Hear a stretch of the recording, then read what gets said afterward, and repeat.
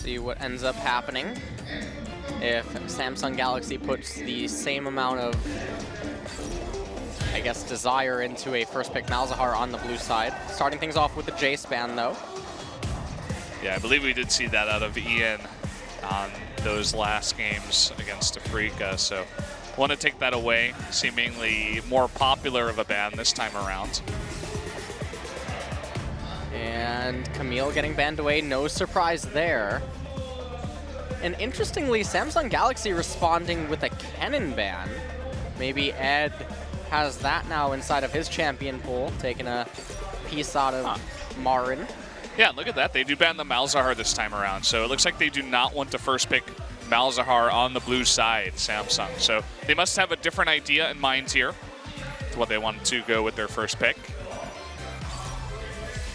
And it looks like it will be a Kha'Zix. So Kha'Zix, as we mentioned earlier on tonight, does have the highest win rate relative to his pick ratio. Yeah, also the highest pick ratio too. Yeah, and the highest pick ratio as well.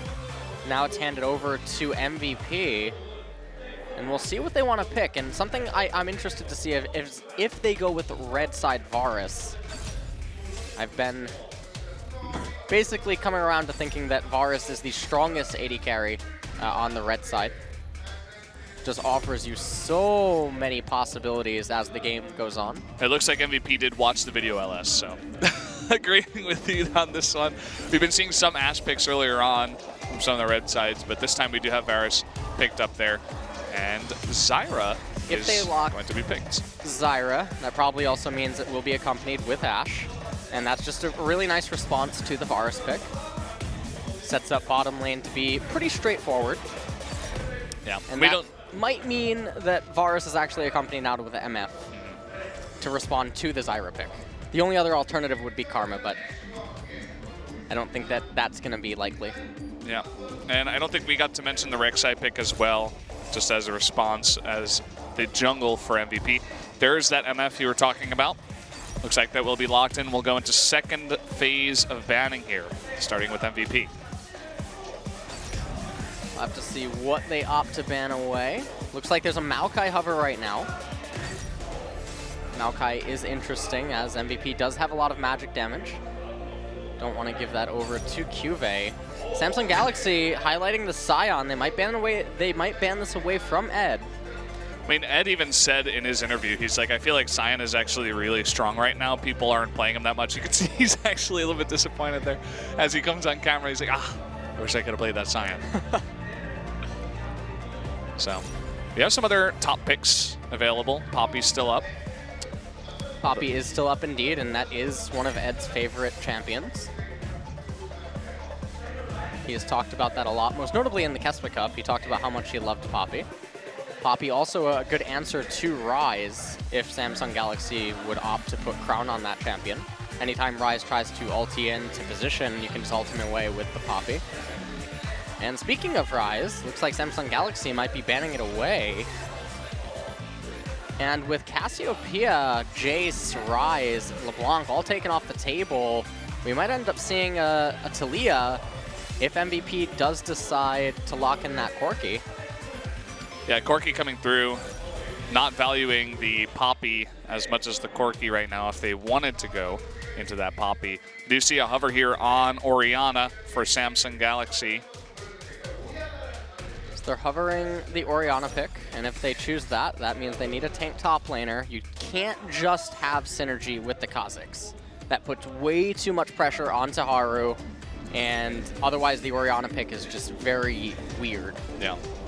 So we actually see the Poppy going over to Samsung. Yep. One of those top laners we were saying is definitely in high contention here. Is one of the only ones left over after the banning phase. So now we could actually see Trundle or Gangplank picked up. You want some way to respond to the Poppy. Trundle is a champion that Ed liked to play a lot in solo queue in LCK Summer, and even recently, it is a good response to Poppy. He can actually keep up with her split push. The alternative here would be to go with Fiora, but then you're really thinking of the late game when you make a decision like that. Now, Gangplank, no stranger to the late game, arguably the strongest 6-item champion in the game right now. for his ability to turn team fights when he gets to that 6-item point.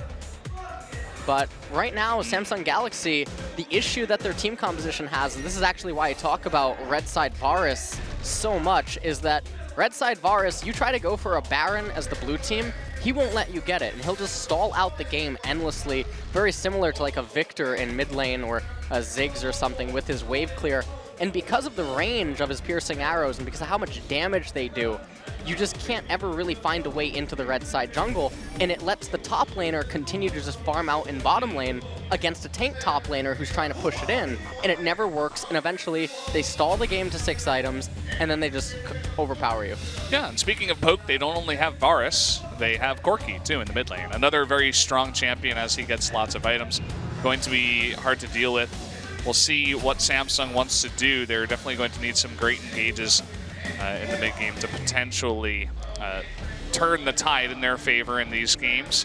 You guys do see the lineups for both of these teams as we are jumping into game number 1 of the second series of this nice Tuesday night here. It is going to be Samsung Galaxy up against MVP going into their first game of the night. So go out there, tell your friends that this is on, that we are doing LCK here at Spo TV. And let's jump into game number 1 right now.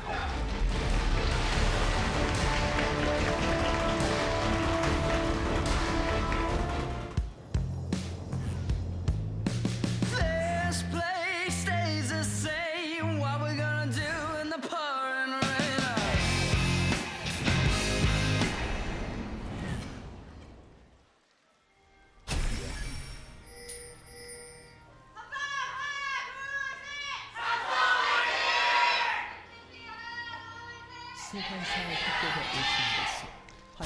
Here we are in Summoner's Rift for game number 1. Samsung versus MVP. It seemed like Samsung was barely winning that fan cheer. Oh, nice ward placement. Does spot Samsung going for a bit of a early game cheekiness. Looking to make something happen level 1, not going to find it, and what that does mean though is that MVP is able to get wards inside of Haru's blue side jungle. Yeah, you can see they're not necessarily setting up anything to really take that blue, but at least they want to get this vision in there so they can see, you know, does he start that blue, which is most likely. They also get a ward into red, so lots of deep wards here for MVP. Good start for them. Yep. Haru will be starting blue side, Beyond is starting red. One of the things that we have to pay attention to is if Beyond elects to hand over the blue buff to Ian, and that he is a monolith jungler. A little bit of trading coming out in bottom lane. Huh. Samsung Galaxy getting the better end of that. And speaking of trades in mid lane as well. Yeah, looks like Ian got the better end of that, as exactly 0 damage went on to Ian. And just pushing Crown out, you know, trying to use that very early advantage as much as he possibly can. Oh, the RNG on the buckler right there. Cuvee took a lot of damage, by the way, for Haru. I'm wondering if that means that Haru's going to try to make a play in top lane at level 3, perhaps do Wolf Camp and then head up to top immediately. It's very interesting. You can see Cuvee, both of these guys actually still at level 1. Look at how much damage he's taking. Cuvee has to be really careful here. Yeah, he's out of corrupting potion stacks, and we're gonna have to see what Haru does, because if no pressure relief happens, then this is gonna get really ugly in top. Look at how it's pushing into Ed too. He's going to just try to engage in here, and does a nice bit of damage to Ed at least. But look at that full clear out of Ed. Is going to be getting some health back. They did pick up one of those barrels. Was rewarded 10 gold.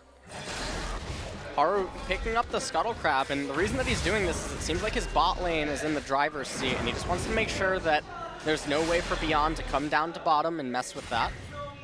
Looks like he's going to try to get some tabs on him right now. He does find him, and the plant does reveal. Prompt was taken, but then again, he could count the CS anyway. Look at this, they're actually going to go on to Haru, and he exhausts but an easy leap away, as no follow-up with any unburrow or anything like that, so kind of useless exhaust there, not really able to get much. exhaust certainly wasted. Oh! Oh boy, the spot lane Oh. for MVP is just eating so much. Nice job here. The substitution of Stitch so far working out well, although I have to say that Core JJ is kind of leading the two of them down there, getting a ton of damage very early on with his poking, and Max not really able to reciprocate. They're looking to make a play happen. They don't have exhaust right now, so Crown just turns on the Ghost. Oh, and the flash and burrow, though. He's going to turn around. Look at that. The auto attack, and he gets first blood, but he is going to trade it for his life. And Ian keeps the flash, but does give up first blood in the trade. So he does get the first blood, but the problem with that is you're giving away a kill and an assist. So the gold is still, wow. Okay. Whoa. The gold is still more beneficial for MVP, and Beyond is there to pick up the entire minion wave, where you can see that Haru is too busy at the bottom half of the map. Now he is going to get there to pick up some of the experience, some of the gold, but in the end, it's still better for MVP. The other thing is that Ian conserves his flash. Yeah, so Crown perhaps trying to get a little bit too fancy, going for that. Perhaps that was his only play at that moment in time. Decides either way to go for that. Look at this trade up in top. Does miss that extra damage, and Ed is going to continue staying up here. Does have a Sheen now, so if he can get on top of that. Here's Beyond once again, and there's no ward. Going to put that up, not allow him to get in there. Nice pin against the wall, and Rek'Sai has just forced his way back. And the Tremor Sense did actually detect Haru. We could see that for a second there, so they know that Haru's up there. Well, now they're 100% aware, as he was spotted on top of a ward. And the problem with that is you saw that Haru pathed immediately to top lane, whereas now Beyond starting his Wraith camp already level 5.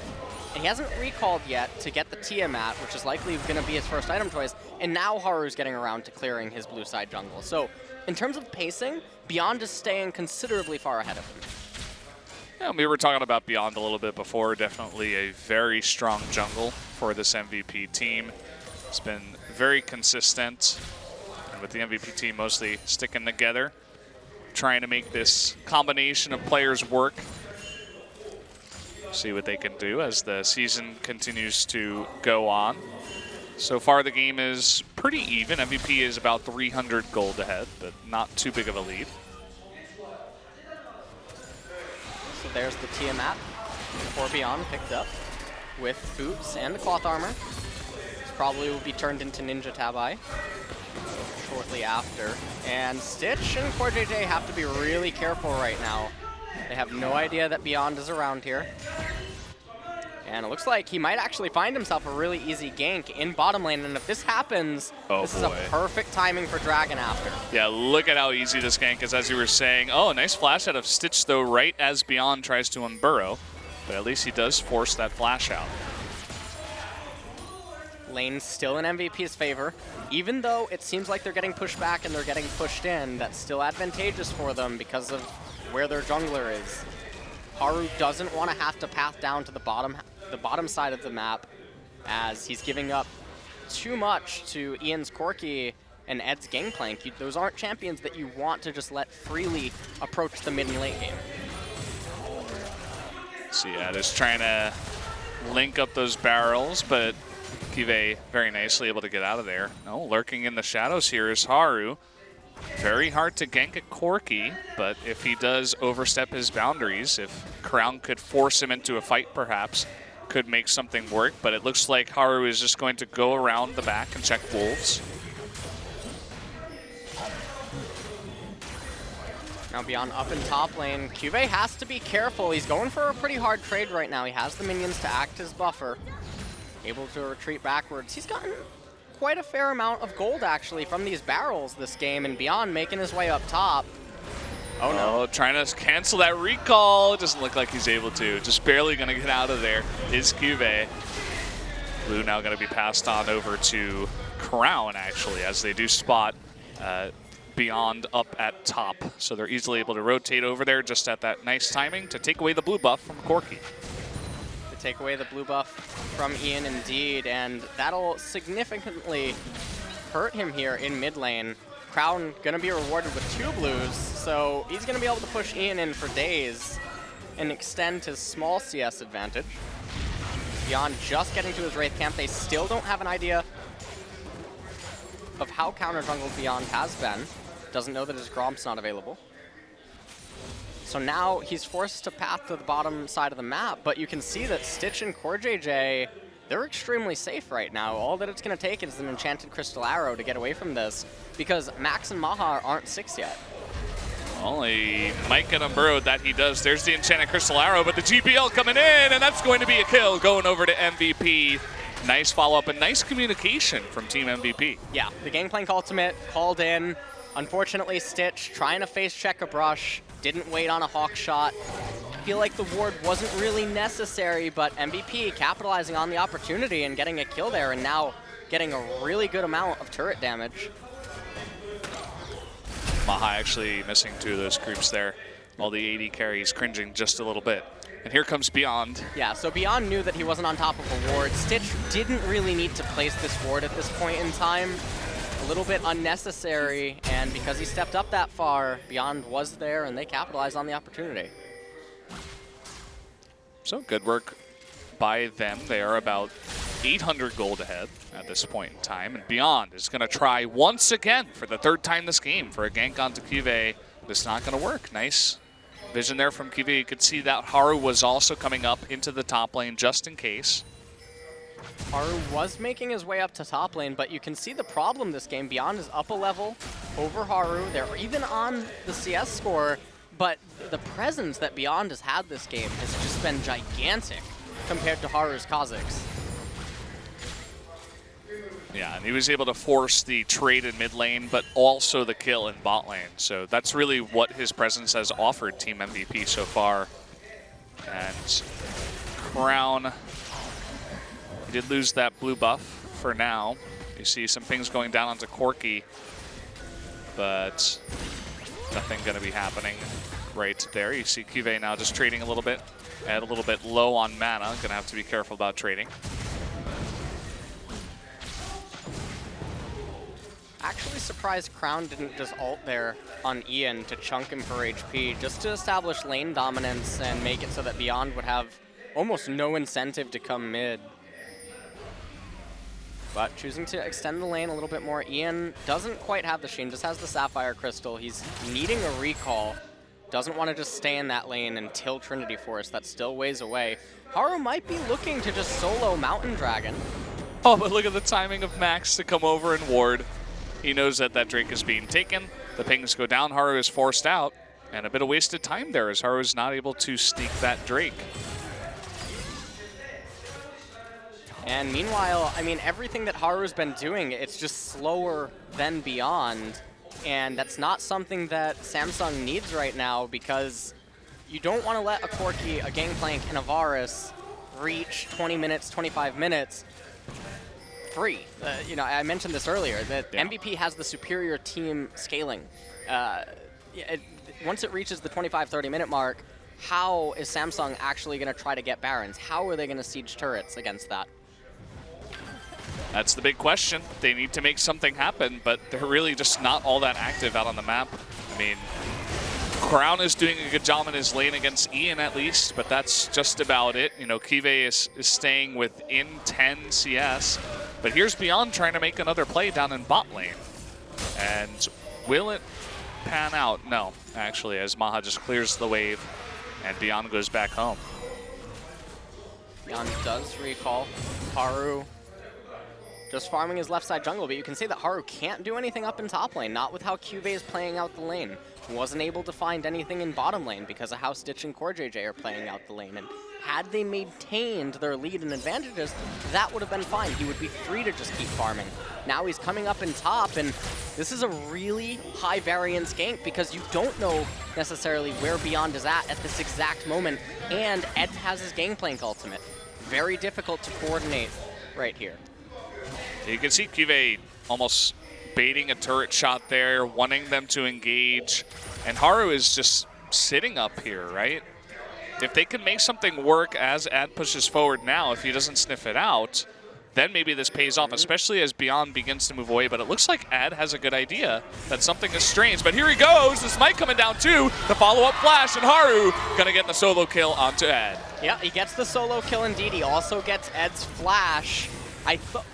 I thought Ed had been sniffing it out because of the way that he was moving, but he didn't check the brush with a barrel, not wanting to use that. A little bit surprising, and now Samsung Galaxy intelligently deciding, hey, he doesn't have teleport, he has his ultimate, but he's still down for a while. Let's try to get the first blood turret. Oh boy, look at this. Beyond setting up for another play. You can see Crown was coming down. Ooh, nice route onto Beyond as Samsung actually backs off, but there is first blood turret going over to Samsung before MVP can get this turret down at bot. Now MVP does get the turret. They set their eyes on Mountain Drake. Cuvee and Haru don't have the ability to actually continue up in top lane. It's not like they can dive Ed and try to pressure the top tier 2 turret. And MVP actually electing not to take Dragon, instead rotating to mid lane. Ian does have his blue buff, Crown does not, so there is the possibility of trying to pressure Crown out of lane. Here they come out to Cuvee. Cuvee's like, you want to fight me? I'll go on to you. Not sure if he's going to be able to get that, but look at that, the shockwave onto Ian and the follow-up Poppy ult, but the bullet time, Cuvee is solo. Nice move by Crown, though, to pick up the kill onto Ian. And Samsung does win that trade in the end. Samsung does come out ahead on that trade. Crown picks up the blue buff now. He says thanks to Ian. And now it's up to Maha to stay in mid lane and make sure that Crown doesn't damage mid turret any further. What this means is that Stitch gets free farm down in bottom. Cuvee probably gonna just go back up to top lane as Ed recalls. Wouldn't be surprised to see Ed just move down to mid now after this and make his way over to Mountain Drake, because Mountain Drake, MVP want to be the ones that pick that up. It'll help with later stage Barons, and it'll certainly aid their poke and siege once they start to do that later on. You can see that mid lane matchup. Crown about 1,000 gold ahead, and with that big package, it looks like they may be making that move towards the Mountain Drake. Here's Corki, fails to the blasting jump over, but is going to get that bottom lane farm, and Beyond starts the Mountain Drake. Here's GP as well. Zyra alone is not going to be able to stop this, and this should be going over to MVP for free. And the reason that this is so problematic for Samsung Galaxy is Mountain Drakes are the best dragon for them, and I say that because MVP has a lot of stall inside of the Varus, inside of the Corki, and even the Misfortune and the Gangplank. They have lots of wave clear, so you need those Mountain Drakes to penetrate the tier 3 turrets and get into the inhibitors. Otherwise, it's just going to be wave clear for days. You also need the Mountain Drakes to try to burst down the Baron at the later stages before you just end up getting poked out. So instead of the Mountain Drake, they are going to trade it and take the Rift Herald, which they will give over to Cuvee in the top lane. So kind of an interesting play. We saw SKT deciding to give that over to Peanut on Kha'Zix multiple times. This is a replay from a moment ago where you can see that Max misstepped a little too far forward, got pinned against the wall by Cuvee. Ian tries to get away, but then Crown flashes to secure the kill, picks up the blue buff. Bullet time wasn't quite able to get Cuvee, and that ended up being good for Samsung Galaxy. But then the follow-up to that was MVP getting the Mountain Drake. The sad fight there for Ian, where he got Enchanted Crystal arrowed into the Shockwave, into the Poppy ultimate. It was kind of a sad one. Then he flash Valkyries away, but still dies. Sad day for the Corki family once again. And here we just have a bit of stalling as both of the big objectives on the map were taken, the Rift Herald and the Mountain Drake. Yep. And remember, MVP, their team comp, they're okay with stall. They're completely fine to just let this game go as slow as possible because they're not the ones that are on a clock. Samsung is. Oh, forcing the Enchanted Crystal arrow out of Stitch, and a flash actually to dodge the Chain of Corruption. Stitch does not die. And this is something that it looks good for Samsung, killing the bottom turret. They're getting gold for their team, but the problem is that it creates a lane where now they can funnel gold into Ed and Ian whenever they want, because Samsung Galaxy doesn't have the ability to make use of bottom lane, and because Crown is there, unable to aid mid, they just have to lose mid tier 1 turret, which is a really crucial turret. Yeah, essentially another one of those handshakes you were talking about, giving a bottom lane turret for the mid one. And that farm lane. And Ed is just going to go up top, farm up once again. Corki goes bot. And everybody on MVP is very happily just going to bide their time. Hand the blue buff over to Ian once again. and just clear out the waves. Interestingly, Ian's actually continuing to head bottom, even though we saw that some of the minions for MVP side were damaged. So that was guaranteed. He does back off. So I think that they realized the lane will come back into us. We're not going to shove it back into them. There's no neutral objective to fight over. They're between a rock and a hard place right now. Samsung cannot make use of bottom lane. Yeah, just a really good read out of MVP as well. I think it's going to take some significant mistakes out of MVP. Perhaps, you know, just dying and giving away a Baron, and perhaps Samsung can make something happen off of that. Yep. So this is also part of the thing I was talking about in draft phase, where this is one of the difficulties against fighting a red side Varus is, let's say Baron comes up in 30 seconds. Even if Samsung Galaxy had 2 Mountain Drakes or somehow, and they wanted to take it, you can't because Varus is too safe inside of his red side jungle, and it's too difficult to get a flank off onto him. And so he stalls for days, and then if you have a tank top laner, they can't reliably push bottom lane. Yeah, you guys are getting a little bit of the Varus effect there. As everybody groups around mid turret, they're like, yeah, I dare you to try to push in there. We're just going to clear the wave immediately. There's no way you can push in here. And so many objectives are not safe to take because of that Varus, just as you were saying. And once again, MVP, they're just farming everything they can. Beyond gets its whole jungle. They group up mid, give this farm over to Corki. Bot lane is actually pushing towards Samsung right now, so we're going to see Orianna head bot for now. Orianna's going to head bot, but she's going to send the wave right back into bottom. And the whole point is that they can't make use of the lane beyond farming it at this point. It's not like they can ever group up here. They can't split in bottom. They can't do any of that. So when the lane does push into their favor, it just means that they can pick it up once. That's exactly what Crown is doing here. He's been the king of farm in some of the games that we've seen, especially in some of their early games on the first day of LCK. Crown was on that Victor just farming away the entire time. He's up very far ahead of Corki actually right now, about 60 CS ahead. So you can see why a lot of people call this guy a very strong mid laner.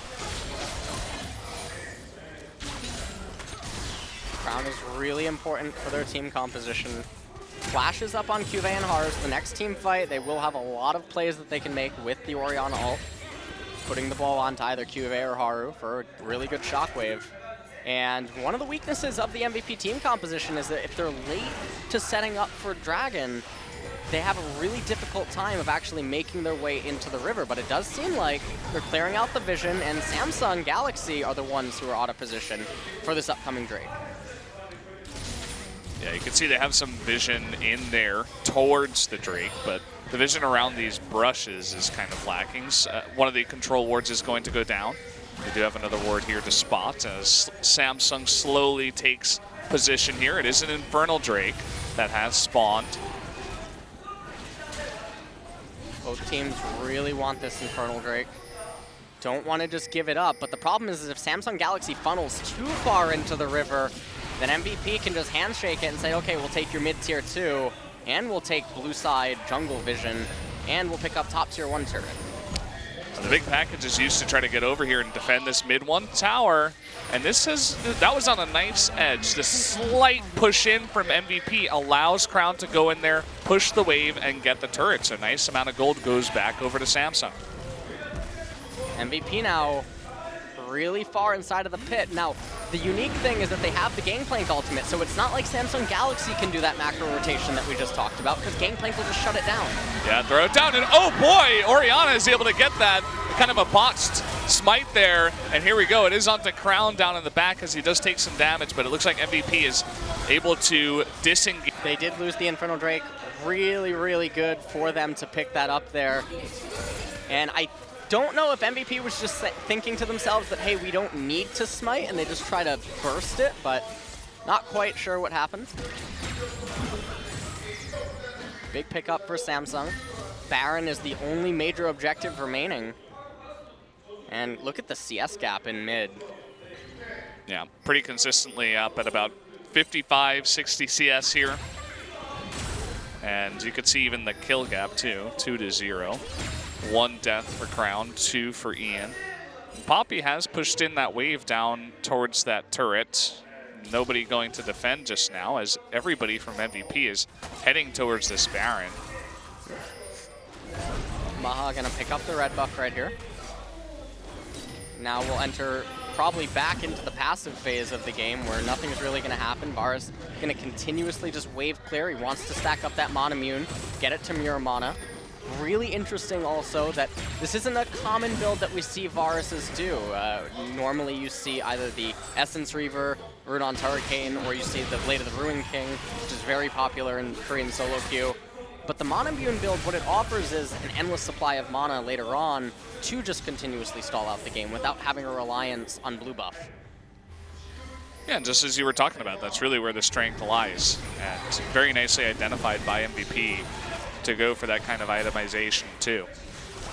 So we do have Samsung beginning to push towards that Baron, as that is the major objective. If they can get that, they can begin to push on in. As both top laners, well, actually only Ed has his teleport right now, as Cuvée does not. So he's going to back off for now. Cuvée opting for a Thornmail, and while it's nice, I am unsure if that would be the best item because Corki and Varus both do deal a lot of magic. So the armor itself isn't helping out that much, and then you can assume that they're going to get magic resistance because the blowback from the Thornmail is magic damage, but they're obviously going to itemize some magic resistance later on, so the damage isn't going to be doing that much. Yeah, that's a very good point. We did just have a bit of a scuffle there in the mid lane as one flash is traded for the other, plus Chain of Corruption. Maha trying to make a play. You see that long range farm. It's really difficult for Samsung to find something to do. And I also have to stress that they have a very heavy reliance on making sure that Haru and Cuvée have their flashes up. So that'll play an integral part of how they can actually engage and pounce on MVP if they do ever get out of position. You can see the tiny advantages that these teams try to grab while they are in kind of the stalemate situation. Samsung as a team pushing up towards Raptors to clear it and then back off. Even Stitch at about half health is not going to stick around for too long, is going to recall. And Crown just continuing with his farming, coming up to mid. Cuvée, his teleport is near off cooldown, so he's still hanging around bot lane against that Gangplank. You can see Cuvée can't really do much about the Gangplank, just keeps shoving waves into him. And Ed at this point able to reliably farm with the barrels, so he's getting added gold. And you can see the gold difference in bottom, not so much, only about 500. I expected it to actually be a little bit more with all the Parley gold and Bandit. Yeah, it's kind of funny just watching MVP play this out. It's basically perfect where nobody's dying, nobody's getting caught, nobody's allowing Samsung to get a Baron. They're playing it extremely passively. They're farming where they can. They're farming up all those big late game champions as you were talking about. And they're totally fine to do so. It's Samsung that's trying to go for, you know, these big maneuvers into the red side jungle. But look at all the vision here for MVP too. They can see all the big movements of Samsung, and they're not allowing anyone to get caught. And I mean, the issue is the MVP has 3 6-item champions, and Samsung Galaxy doesn't even have one. Oh, wow, look at that. Avoids the ultimate. Is just going to run away from here. It doesn't look like Cuvée can catch up. Oh, Haru. Yeah, does get the Umburrow, but will just leap away. MVP will go for stuff like that. If someone gets out of position, they will try to take advantage of that. But outside of that, they're not really going for these big pushes. That's why I was kind of surprised when I saw Maha go for the flash Chain of Corruption earlier on onto Core JJ. I'm like, well, if that doesn't pay off, could have gotten into, yeah, a weak position. That hurt quite a lot. Beyond doesn't have any magic resistance yet. Ed, level 15. Cuvée, level 16. Ed really needs to get to level 16. He wants that tier 3 ultimate. Ocean Drake, the next one to spawn. And the question is going to be is, does Samsung Galaxy burst it down before the timer would go over and thus enabling Elder Drake to spawn? Or do they let it live for a little bit? Looks Might like not they're even going to be take by it. choice. Yeah. Yeah. Oh, it's close. That's extremely close, actually. And they do kill it. Okay. So, the Ocean Drake, it's not like a big deal right now. It allows Crown to do some more consistent poking, and it takes away the Ocean Drake away from Varus too, so he would have even more sustain with those piercing arrows. So, I mean, it's a nice pickup for Samsung. Oh, Ian has to be really careful. Oh boy. MVP is aware that the teleport came in. So that's going to be a burn teleport. Nice communication from MVP to say, hey man, get out of there. You're really pushed up. And this is the problem. You just look at the mini-map right now and you ask yourself, from Samsung's shoes, you know, what do we do? How do we get onto a turret? How do we get a flank? Because it's too difficult to shove a minion wave in. All that Maha has to do is charge up one arrow and it clears the wave. So you don't really have any turret breaking abilities. And we already know that Cuvée can't shove back against Gangplank in bottom, and that's why that Desperation teleport play comes in. Yeah. Even if they take top tier 2, it still doesn't change the fact that it's just going to reset in a minute or two back to the same scenario that they're in right now.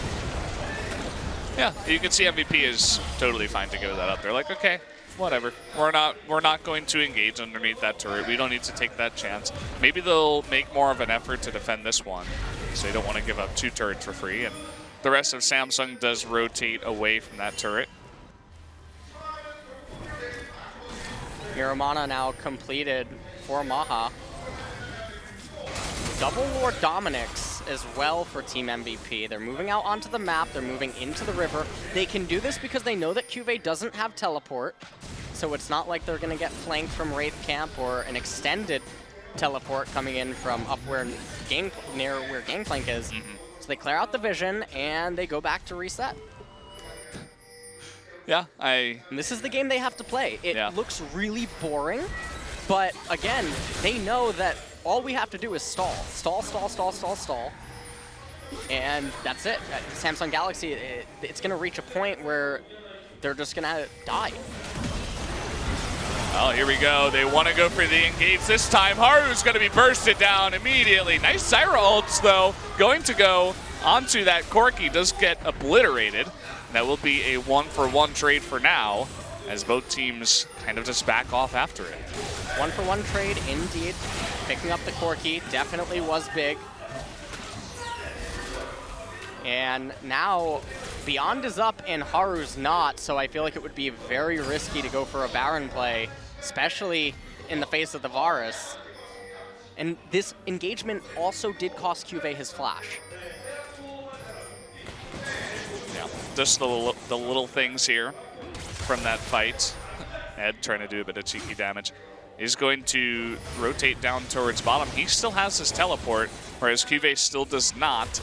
And Cuvée is going to have to go down there and respond to that push, lest he give up a turret. But it looks like Ed is just going to back off in the meantime.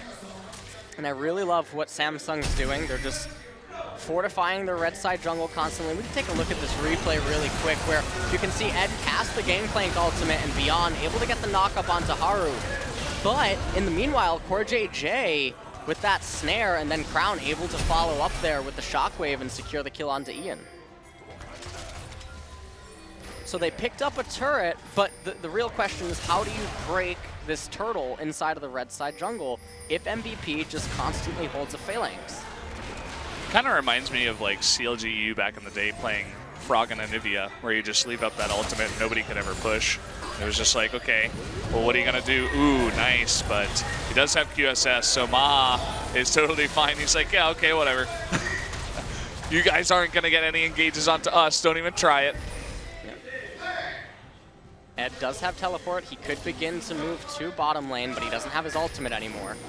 So now Samsung Galaxy going to try to clear out vision, and this is going to be the same dance that we're going to see for a couple minutes because it's who messes up first. Well, it could have been Ed. He's taking a ton of damage, but look at that counter damage onto CoreJJ. There's the bullet time just barely getting out of there is CoreJJ. And so only Ed is going to go down. Ed Oh, hold that thought. Now Corky's done. And now it's a 5 for 3 all of a sudden. It's a 5 for 3. Beyond is still up, but so is Maha. And Varus is the one. He's the actual one you need to bring down if you want to get the Baron. Oh, they weren't standing still. Beyond snuffed it out there with that tremor sense. And you can see that they know. They don't want to go for Baron. They're too scared. Yeah, this is the problem. Any other AD carry, if it was Jhin, if it was Caitlyn, you could get the Baron if you're Samsung Galaxy. Max is flashing away. You can see Samsung, they're definitely desperately looking for another pick. And Maha is the safest out of all of them. He's hanging way back in that lane. He lets his allies do the scouting. And are they actually going to start it? Yes, they will. Yep, Maha out of position. They don't know. No. They don't know. They don't know. They don't know at all. That's the problem here. And Baron is going to go over to Samsung Galaxy finally. Finally found a way to sneak in the Baron. Well done by Samsung, and that's a huge breath of fresh air because now that gives them the ability to break into the base, and we can just see how this all starts. Cube got onto Ed, able to pin him up, cast the ultimate, and then poor JJ following that up. Haru able to get in there and get the kill, and everyone was barely able to escape from that bullet time without going down. Then they danced for a little bit and found a way to push MVP back further enough. And then when Maha mispositioned in mid trying to get the minion wave, they took that opportunity and captured the Baron. Yeah. If Maha's in position there to put down 2-3 piercing arrows while they're getting Baron, that would have been exponentially harder. And so it's kind of just given up. Also got to talk about Ian just getting caught out once again. He's 0-4 so far. And Crown has just been dominating him throughout the entire game. Crown really putting on a nice show on this Orianna. Really got to hand it to him too. You can see Cube gonna pick up this bottom tier 2 turret. They need to make use of this Baron. It's not even halfway gone yet, but without the Baron, they don't have a way into the base. And we're gonna see the same exact thing happen that was just happening for the last 10 minutes if they can't get one of these tier 3 turrets. Nice split so far from MVP to get the correct champions in the correct spot. Ad and Ian down there in the bot lane. Oh, they get a catch onto Core JJ. Nicely done there. Maha gonna pick up the kill. That's gonna make this push even just a bit harder. See, they are getting a little bit of turret damage on mid and bottom turret, but forced to recall, and that's not something you want to do. Elder Drake's not coming up for a while. It looks like maybe Samsung as a team is all just going to recall outside of Stitch, who perhaps doesn't have enough gold to buy anything just yet. But yeah, they're just going for a reset right now. Maybe to go for one last push with that Baron. I want to point out that Maha actually has Yumu's Ghost Blade, which is really interesting because what that's basically doing is it's enabling him to reposition, and that's really important because he is basically the king of that team comp. It's like a protect the king. Protect the Varus. Protect the Varus. Meanwhile, Gangplank continuing to just scale up. Almost at his 4th core item.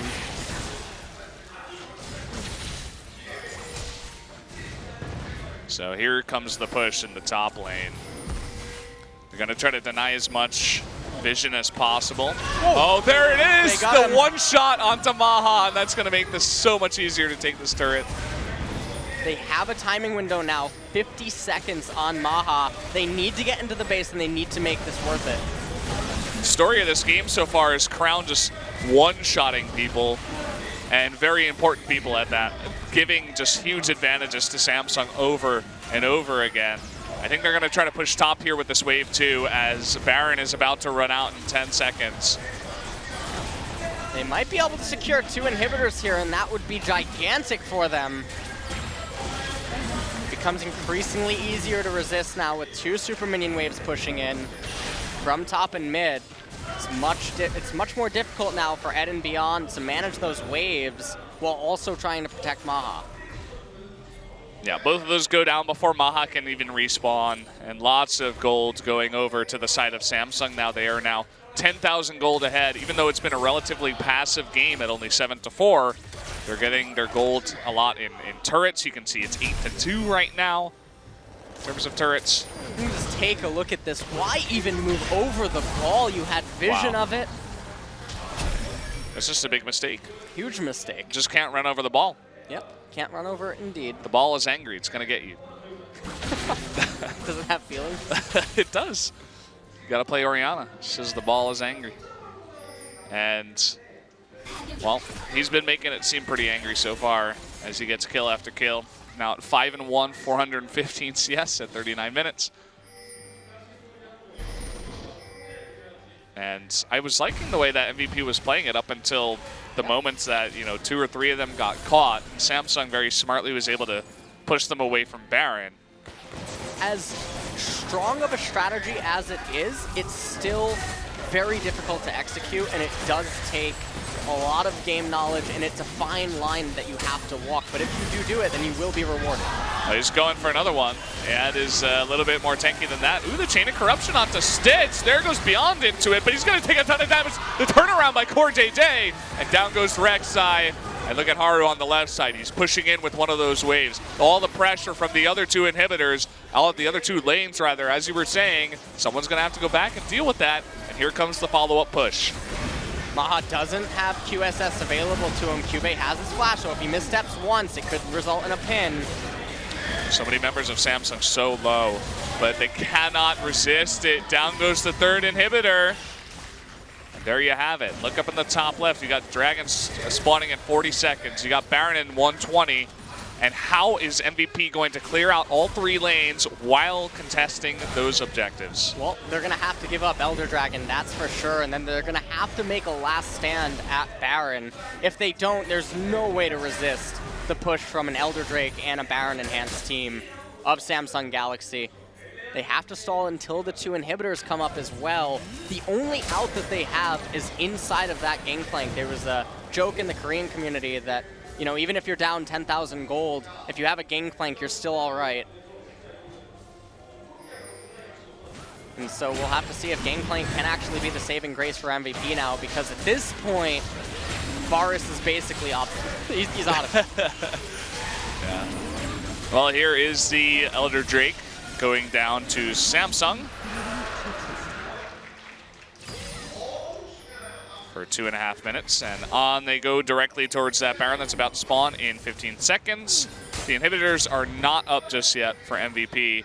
They're sending Ad down bottom with his teleport to clean out that last wave, and then they're going to have to make a beeline for Baron, as you were saying.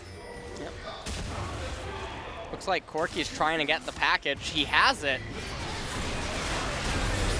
And look at how fast Baron goes down. Beyond's not even going to be able to try to go for a smite fight, as Cube would have just zoned him away. And I don't think MVP can survive against this. I don't think Gangplank is going to be able to do what he could. Barring some miracle, Samsung Galaxy should just be able to bulldoze through now. Yeah, just too many buffs. The Baron, the Elder Drake, they have it for so long too. Double super minions in every lane. Here they come, the slow push, the bulldozer moving on in. Can they take out these turrets here? Looks like they can. Maha even eating a bunch of damage. That ball, ever so menacingly, they're going for it. The big package in the back. Look at that burst damage off the Stitch.